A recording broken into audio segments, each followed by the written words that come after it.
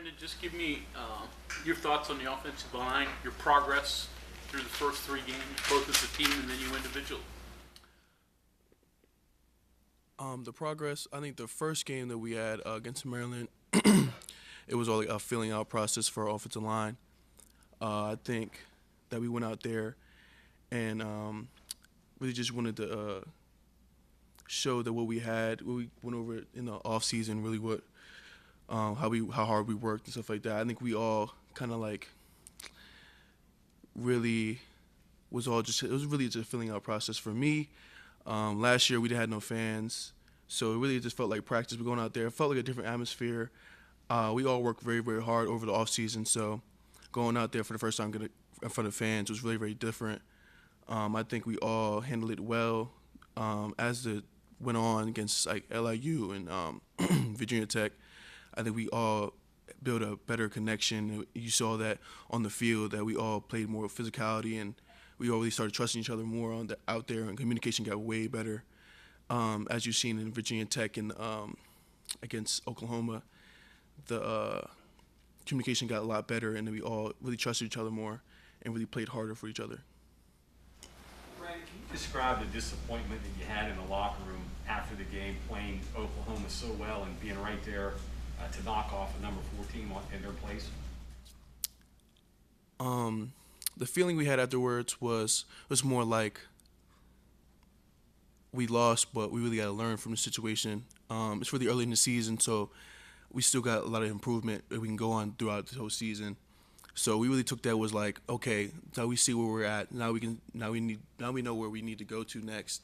And I think we were more like, I was more like excited. We was all excited talking to each other. Was like, you know what, we really just showed ourselves out there, and we could really fight harder and see them again potentially in the championship. So for you guys, O-line, you could hang your hats on going up against maybe the best defensive front you're going to see this year. How you view it? Yes.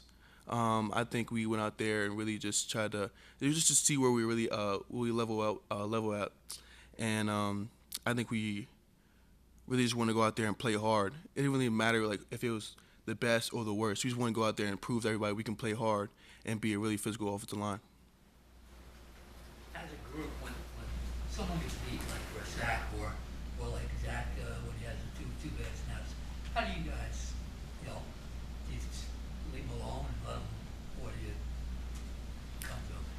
So one thing we all talk about is like it's not like offensive line is not just a one person, it's a whole group. So one person messes up, we all messed up. We all could have did something better in that situation. We all could have did a little bit more. We all could have did better so we wouldn't be in that situation. We all could have like made better footwork or communicated better and to be in a better place than we had to be in that situation right there. But when he did make that mistake, we all just talked to each other. It was like, you know what, it was just one mistake that we can go back and try again, keep trying again. But Zach Frazier is a really good player, and I know he's going to bounce back for sure. So Brandon, I know a little bit of this story, but how does a Vegas kid get to Morgantown, West Virginia? Funny story, actually. So after my sophomore year of high school, I lived in Delaware my whole life. My mom moved down there from Rhode Island, and then I was born and raised there. And so after my sophomore year of high school, we was all just thinking of places to move to. I said Texas. I wanted to move to Texas. I mean, why not? But then my mom just like, she came up with some odd idea. Was like, when we moved to Las Vegas. So we was all just like, yeah, I mean, yeah, sure, I guess we do it. So we talked about that in June, and we moved in August. Packed up everything in one Town and Country Chrysler minivan, and drove across the country from Delaware to Las Vegas. So did you just want to get away from Delaware? I guess we just wanted to change, something different. And then being in Las Vegas, a lot different from being in Delaware, a lot more things to do. And then I got a lot of West Coast offers and stuff like that. And so then actually the funny thing is, so after my junior year of high school, I came in. It was like one more. It was like the last camp of the summer for here, and my uncle wanted me to come. I was like, oh yeah, sure. So I flew back here, came to one camp, and then that was the old coaching staff. So Wick Klein, he called me over and then offered me a couple days after I left. And then me and my uncle was talking over with my uncle. We was like, you know what? Let me just commit. So I decided to commit and come here. It just felt like home. It felt like being kind of like back in Delaware. So I kind of loved it. Doesn't that go against what your mom wanted to do going out west? Did you like just going against that? Agreeing? Yeah, I mean, I talked to her with my mom, but she just wanted me to go to a place that I knew that I loved. And when she came here, she came with me on my visits, and she loved it as well. So it was just the best decision to make. How many miles you got on that car? Man, that was about 3,000 right there. It was rough. It was definitely rough. Does she still live in Las Vegas? Yeah, she still lives in Las Vegas with my dad. How many days did you do it at, the drive? Took us about 3 days. We stopped in, we stopped in Ohio, we stopped in Kansas, and we stopped in Colorado. So it took about like 3 days. We stayed in Colorado for like 2 days. Did you like Vegas? There's things to do, but weather-wise, you don't have maybe the snow, but you got 800-degree summers, and so positives and negatives, and then coming to a small town in Morgantown. What's that been like?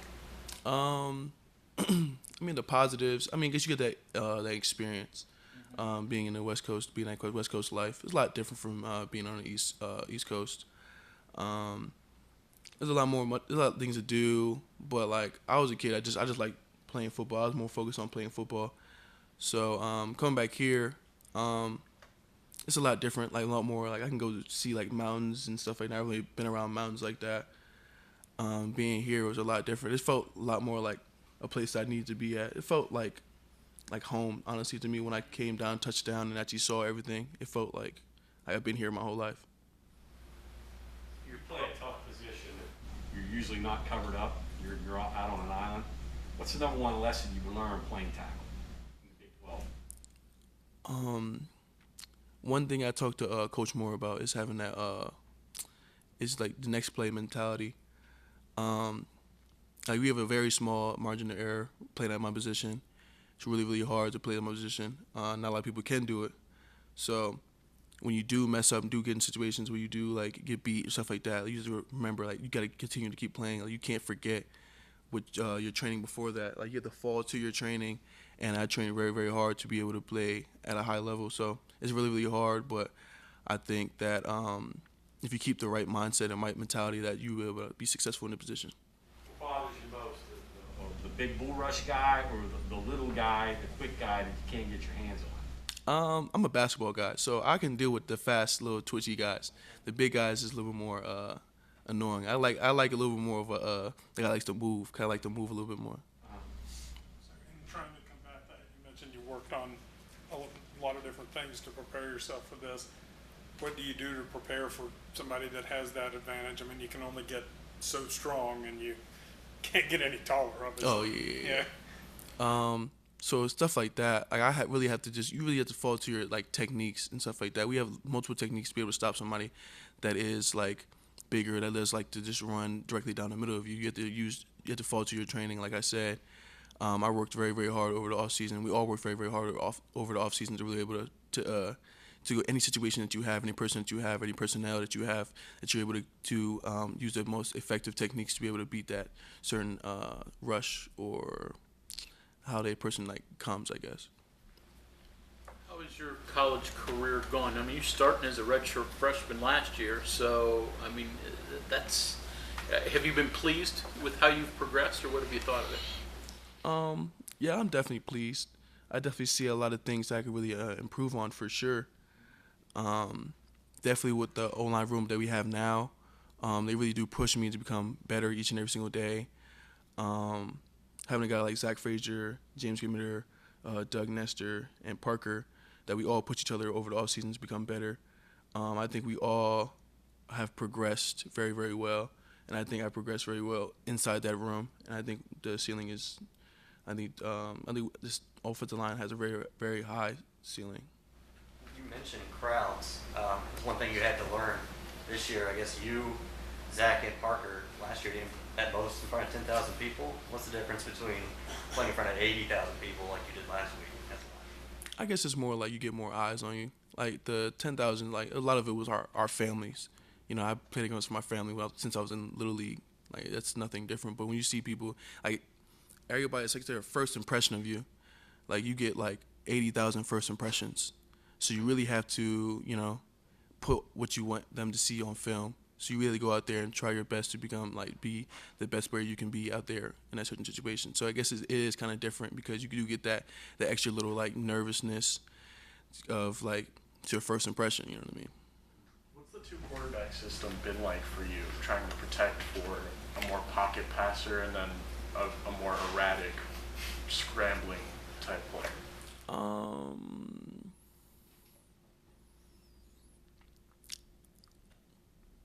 I think I don't think there's much of a big difference. I mean, I really go out there, so we still have the same like blocking keys and still techniques we still have to take. So like when you go out there, I mean, there's different people, but I guess they really have to react off of what we do, honestly. So I don't think there's that big of a difference. I guess you just do realize like who it is back there, like who like you're going like with Deggy, you're gonna get more of a he's gonna sit in the pocket, he's gonna move around a little bit, and then Garrett he's more like he's for sure like he's gonna full on like he's gonna run. So it's more like I guess how they gonna react off you. Randy mentioned your recruitment. You commit to one staff. They leave before you're actually ever even able to play for them. So what's that like? Were there doubts in your mind when Neil Brown's hired and whether you'd follow through and all that? So so when everything happened, I was a little like confused. I did not expect it at all. So, but I knew I was for sure gonna come to West Virginia because, like I said, I felt like home. I felt like home when I was here. I chose this school not based off the coaching staff alone. I chose the school because, like, if I wasn't a student, if I wasn't an athlete at all, like I'll for sure come here to be a student and still be able to find like successful, like happy life here in West Virginia. So I really didn't see myself going anywhere else. So I really was like keyed on to this school. And when Neil Brown came, I was pretty much excited to see it. Like there's a new staff, you know what I mean. And then when I came on the second visit. So when I came on the second visit, I for sure was like, yeah, I'm not going anywhere else. Brandon Oklahoma was defensive line very good. It seemed like they were very quick off the ball. What type of difference or difficulty did that add? On top of them being good too. So yeah, it was very very fast. They was also home, and also that they're just a top tier D line. We also take into account like they're gonna have good ball get off. They're good players, just like they play Power 5 football just as well as we do. So they're gonna be good. What took that into account was more like you really got to lock in every single play.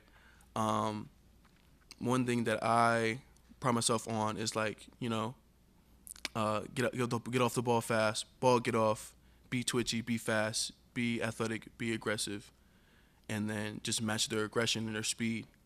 That's the only way you really can go and really beat them.